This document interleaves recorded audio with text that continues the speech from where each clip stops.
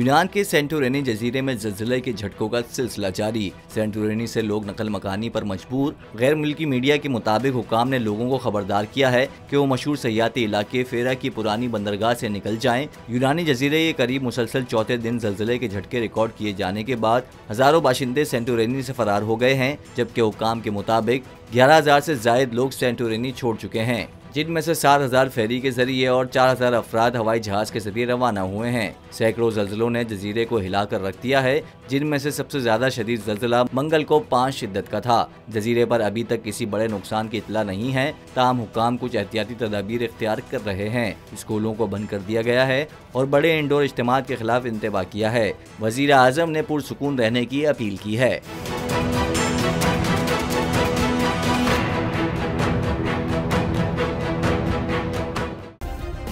Subscribe करें और bell दबाएं ताकि कोई खबर रह न जाए।